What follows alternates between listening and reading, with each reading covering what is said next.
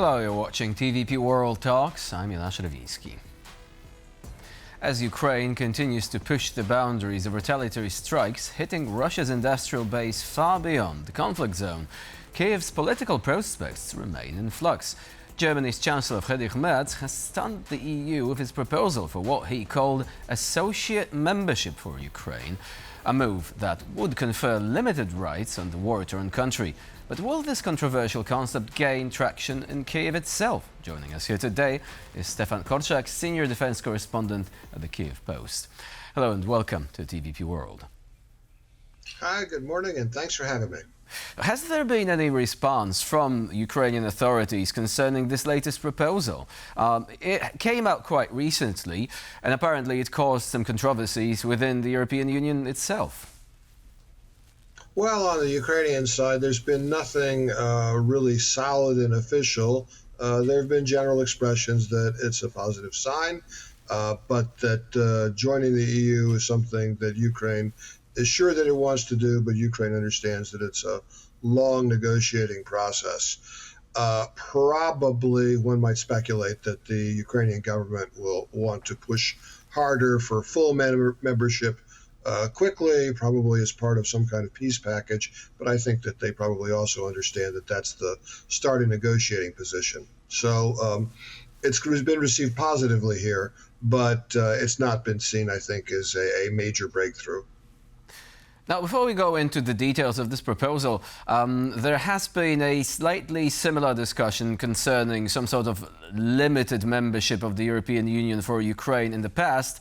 Back then, President Zelensky wasn't really enthusiastic about it. He said, and I quote, Ukraine is defending itself and is definitely defending Europe, and it is not defending Europe symbolically. People are really dying. So this was his response to the idea of a symbolic membership of the European Union. Could the same line of thinking be adopted right now by the authorities? Yeah, I think that that's likely, but the Ukrainians understand very well, one, that this is a process that's going to take years, and every step is part of the negotiation process. So there's really no sense in putting in a absolute hard position.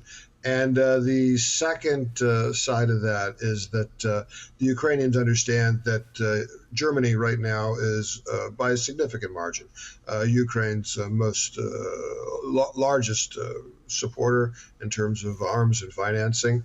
And the Ukrainians really understand well, I mean the government, that the Merz government is strongly behind Ukraine, and they're not going to go out of their way to undermine Merz's proposal by saying, well, for Ukraine it's not enough, even though that may have been their position before. So the most likely outcome is that they will try and finesse it. They'll try and push their quick accession position onwards, but I don't think publicly are going to break with the Germans on this. I wouldn't expect that. So what's good about this proposal then? Well, the Ukrainians understand that for them, the way forward economically is integration with the EU. And they feel very strongly that they have major competitive advantages that they can use to increase their wealth and recover from the war very quickly if they gain access to the European market. This is not just agriculture. This is, of course, Ukraine's famous black earth and their ability to produce wheat probably more efficiently and more cheaply than any other state in Europe. But it's also arms. It's also modern energy technologies. And it's labor. They have a highly trained workforce, which theoretically could gain access to a lot of labor markets in Europe and bring a lot of income home that way. Already we're seeing in Europe, in Poland, for instance, there's just the Ukrainian war refugees are already having a significant economic effect. The Ukrainians understand that the European Union is probably not just going to open the floodgates and allow full Ukrainian access to the European market. The EU has not done that for any other new member. So the question is always, where is the EU willing to make concessions? Where is the EU willing to make grant access? and how can the Ukrainians negotiate their way to a better deal? And the point that you put forth, citing President Zelensky, is exactly that. There is no question that the Ukrainian military is, to a very great extent, securing Europe right now by tying down the Russian military. That being said, Zelensky is not being shy, or at least hasn't been in the past, in pointing that out in order to advance not a security interest of Ukraine, but an economic interest, which for Ukraine certainly is the greatest access to the EU as possible. Well, speaking of security, it has also been pointed out that the proposal advanced by Chancellor Merz also includes a security aspect. Specifically, this is about Article 42.7 of the EU treaties, and that would essentially be a form of a security guarantee, which could, to some extent at least, make up for the lack of NATO membership. Now, do you think that this could be a compelling argument for accepting this proposal as it is, of course, before it is, elaborated further, and before we get a specific framework? But on the surface, does it look like a good idea? It looks, in theory, I'm speculating now from the point of view of the Ukrainian national leadership, but in theory, it's a good idea. However, that security clause, to my knowledge anyway, hasn't been tested. It hasn't even been pushed. So would the Ukrainians be willing to put all of their security eggs, if you will, in the basket of an untested EU security clause? That's unlikely, just from a responsible foreign policy point of view. From the Ukrainian point of view, where national security isn't something theoretical, it's real. There is a war, there is an enemy, people are dying, there's massive destruction, there's hundreds of thousands of soldiers on the line every day. They aren't going to trust their security to a simply an untested security clause, not that alone. So could it be a step in direction towards some kind of realistic and credible security guarantees? Yes, certainly it could be, but it's very much in an early stage, and alone, I don't think that the Ukrainians would even take it very seriously alone. Do you think there is a risk, on the other hand, that once such a associate membership would be agreed upon, Ukraine would risk being trapped in a membership limbo? So essentially, some countries saying, well, they got something, so now there is no momentum, there is no urgency for full membership, and so Ukraine would end up getting some limited rights, but full membership would be moving, somewhere towards the horizon, like, beyond the reach of Ukraine, at least in the immediate future.